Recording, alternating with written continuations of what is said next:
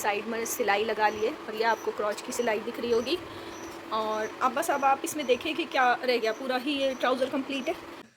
एक straight line बनाएंगे, straight line से ऊपर लेंथ के लिए निशान लगाएंगे और उसमें फिर लेंथ से ऊपर हम 2 इंच इलास्टिक के लिए 3 इंच लगाएंगे निशान, ताकि हमारा नीचे से मुड़ने का भी हो जाए। निशान लगाकर सीधी लाइन बना लेंगे।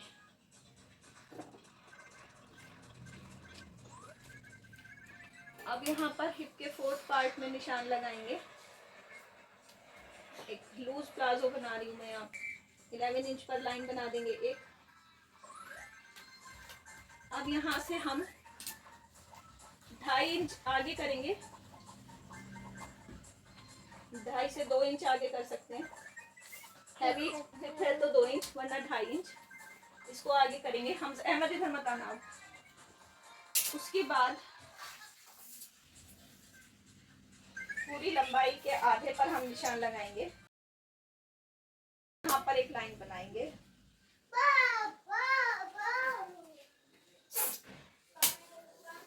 अब हमें यहाँ से जितना हमारा ये पार्ट है क्रॉच वाला 13.5 का, हमने आधा करना है। 13.5 का आधा, और यहाँ पर भी हम लगाएंगे 7.25। यहाँ पर भी हम 7.25 पर निशान लगाएंगे और यहाँ पर भी हम 7.25 पर निशान लगाएंगे। 7.25। अब इसको हम एक सीधी लाइन से मिला लेंगे। अब यहाँ पर हमें जितना भी पायचा चाहिए उतना हम निशान लगाएंगे। इस बीच वाली लाइन आधा आधा, तो यहाँ पर 10 इंच का पायचा मुझे चाहिए, तो मैं यहाँ पर 11 इंच पर निशान लगा रही हूँ। आधा इंच में सिलाई कर ले रही हूँ। जो घुटने वाली लाइन बनाई थी उस पर 6 इंच का निशान है। अब कर्व स्केल से इसको हम मिला देंगे। इस तरह से कर्व स्केल रखेंगे सीधा। अब इस यहाँ पर हम एक गोलाई बना लेंगे। अब इन्हीं निशानों पर हम इसकी कटिंग करेंगे। ये कटिंग हो गई है। अब इसको ऐसे उठाकर इस साइड रख लेंगे सीधा। ये पार्ट हमने इसके ऊपर बिछा लिया है। ये फ्रंट था, ये फ्रंट था। अब हम बैक की कटिंग करेंगे। तो सबसे पहले यहाँ पर ये स्केल, पहले हमने कर्व ऐसे रखा था, अब हम इसे ऐसे रखेंगे। ये हमारी जो घुटने वाली लाइन है और इधर इससे जो हमने पायचे के लिए निशान लगाया था उससे मिला और इसको निशान लगाएंगे एक ऐसे और ऊपर से इस तरह से मिला देंगे। अब हम आते हैं यहाँ तो 2 इंच पर निशान लगाएंगे एक्स्ट्रा और सीधी लाइन बनाएंगे और यहाँ पर इसका कर्व बनाएंगे।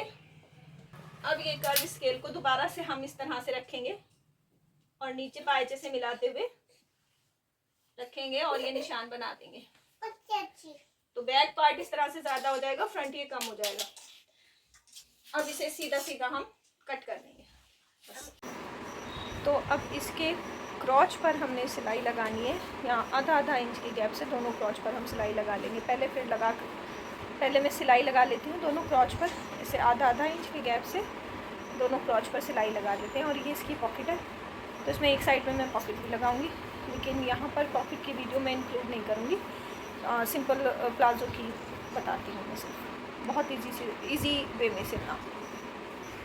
ये यहाँ पर मैंने क्रॉच से क्रॉच को जोड़ लिया है। अब इसको मैंने सीधी साइड से रखा हुआ है, ये उल्टा साइड है। अब इसके ऊपर मैं दूसरा वाला पल्ला बिछाती हूँ।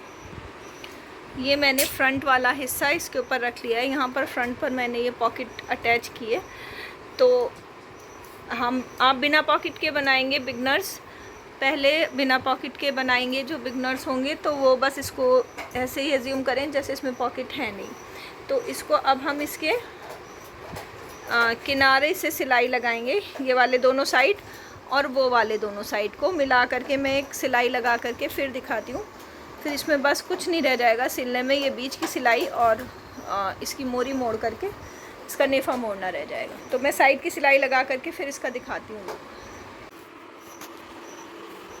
तो ये मैंने इसमें साइड में सिलाई लगा ली है और ये आपको क्रॉच की सिलाई दिख रही होगी।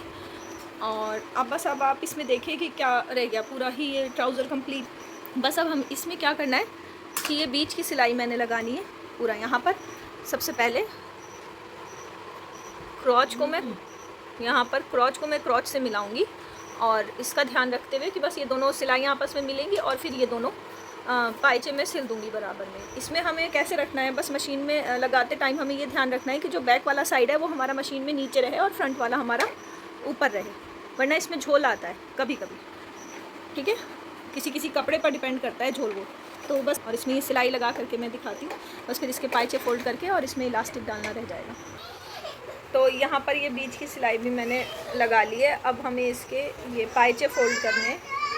तो ये इलास्टिक लगाने के लिए पहले यहाँ पर नेफे को मैंने हल्का सा मोड़ करके इस पर सिलाई लगा दी है। अब कमर से 3-4 इंच कम इलास्टिक नाप कर उस पर इस तरह सिलाई लगाकर इसका छल्ला बना लिया है।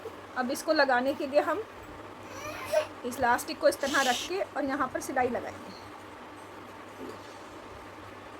ये इलास्टिक अंदर जाता जाएगा और यहाँ पर ऐसे ये सिलाई लगाते चले जाएंगे, फिर एक सिलाई यहाँ बीच में लगा देंगे। तो अब कंप्लीट करके दिखाते हैं।